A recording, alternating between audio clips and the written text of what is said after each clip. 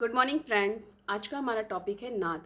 आज हम जानेंगे नाद किसे कहते हैं और नाद के प्रकार, उसकी परिभाषा और उसकी जाति। तो चलिए स्टार्ट करते हैं। नाद नाद दो शब्दों से मिलकर बना है।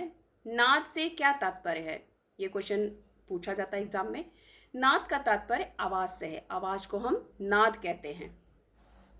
पशु के बर्तन को भी नाद कहते हैं। आपने देखा होगा जो पशु होते हैं जिसमें खाते हैं, उसे हम नाद कहते हैं। नाद, जैसे मैंने आपको बताया कि नाद दो शब्दों से मिलकर बना है। नाद, ना और दा। ना से नाकार, दा से दकार। नकार का अर्थ होता है प्राण या वायु, दकार का अर्थ होता है अग्नि। तो ये आप ध्यान देंगे कि नाद, ना से नकार, दा से दकार, नकार का अर्थ प्राण या वायु और दकार से मतलब है अग्नि। ये एक बहुत ही इंपॉर्टेंट श्लोक है, तो आप ध्यान देंगे।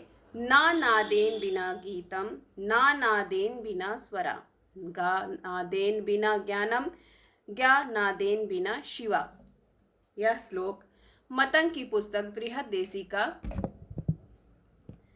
श्लोक है। ये बहुत ही इंपॉर्टेंट क्वेश्चन है, अक्सर एग्जाम में आता है कि यह श्लोक किस पुस्तक से लिया गया है या किसका है। तो यह श्लोक मतंग की पुस्तक बृहदेसी का श्लोक है। अब चलिए हम नाद के प्रकार को जानते हैं। नाद के प्रकार, नाद के दो प्रकार होते हैं, आहत नाद और अनाहत नाद। आहत नाद क्या होता है? आहत नाद वह नाद होता है जो संगीत से संबंधित होता है। आहत नाद में संगीत आते हैं। अनाहत नाद, अनाहत नाद वो क्या होता है? अनाहत नाद संगीत से संबंध नहीं है, इसका संगीत से संबंध कुछ भी नहीं है। तो आप ध्यान दे सकते हैं कि आहत नाद और अनाहत नाद बिल्कुल क्लियर है कि आहत नाद संगीत से रिलेटेड है, बट जस्ट उसका अपोजिट अनाहत नाद है जो संगीत से रिलेटेड नहीं है, संबंधित नहीं है। आहत नाद क्या होता है? जो नाद दो वस्तुओं के पारस्परिक संघर्ष या रगड़ से पैदा होता है उसे हम आहत नाद कहते हैं। आहत नाद तीन प्रकार से उत्पन्न होता है। आप देख सकते हैं आहत नाद का अर्थ बहुत ही सिंपल है कि जब ऐसे आवाज़ नहीं निकलता है, जब कोई दो वस्तुएं आपस में टकराती हैं, उससे जो आवाज़ उत्पन्न होता है उसे हम आहत नाद कहते हैं।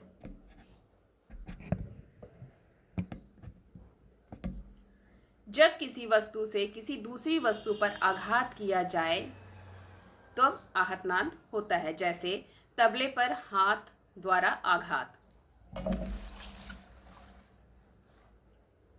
जब किन्हीं दो वस्तुओं को रगड़ा जाए, जैसे झांझ, मजीरा।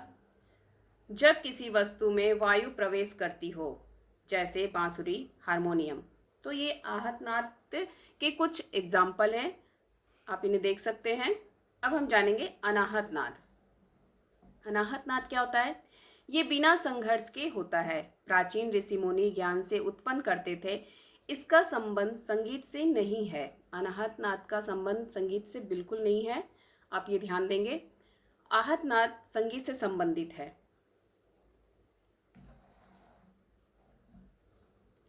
अब हम जानेंगे नाद की विशेषताएं।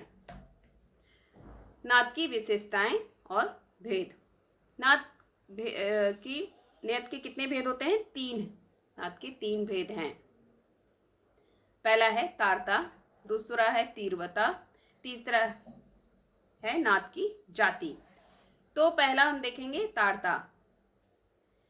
प्रति सेकेंड आंदोलन संख्या पर निर्भर करती है। तारता जो क्या है वो प्रति सेकेंड आंदोलन संख्या पर निर्भर करती है। तारता को पिच कहते हैं।